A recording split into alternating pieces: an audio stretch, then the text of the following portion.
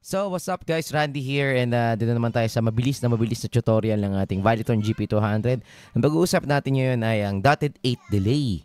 Ayan, para sa mga baguhan at para sa mga nakakaalam na, pwede nyo skip tong video na to. Tuturo natin kung paano mag-setup ng dotted 8 delay sa ating GP200 via the software.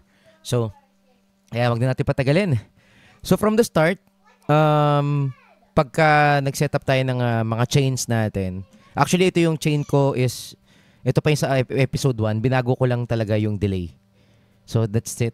Parehas lahat yan na OD, yung chain ko, yung super OD, yung EQ, pare-parehasan lahat, no? Nagkatalo lang ako talaga sa delay. Kasi hindi tayo pwede mag-add ng additional effects block para sa delay. So, ayan siya.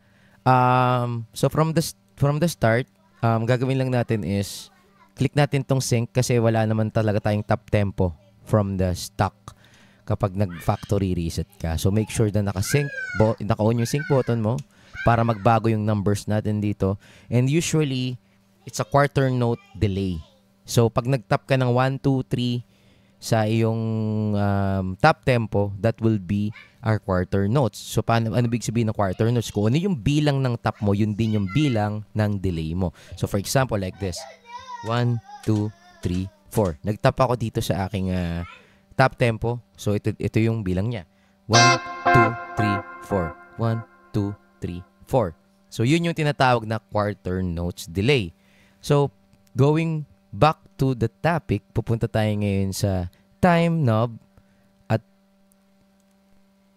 hanapin lang natin yung dotted 8 delay or D/8D. Yan yung ibig sabihin ng dotted 8 delay.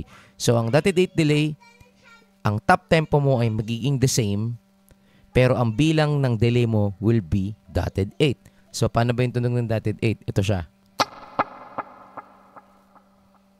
So, mas mabilis siya at mas marami siya sa loob ng isang note. So, ang ibig sabihin nito, same lang ng bilang mo, pero ang magiging bilang ng delay mo will be different. So, parang ganito.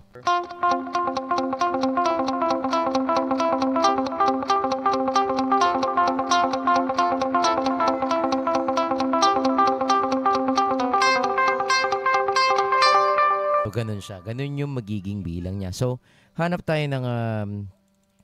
ng drums para mas madali siyang bilangan. So, halimbawa, 150 yung BPM natin. Patunogin natin ngayon. Bilang tayo ng top tempo.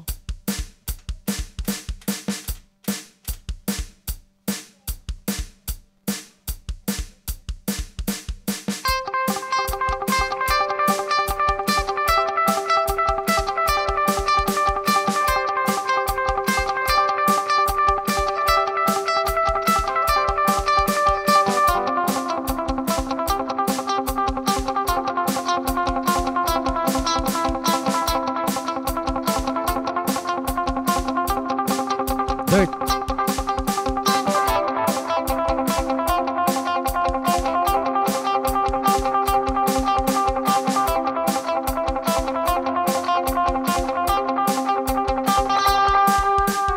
Yun. So, yun lang actually mga chong, maiksing tutorial lang sa ating dotted 8 delay. Again, ako po si Randy ng Valitron GP200 Group.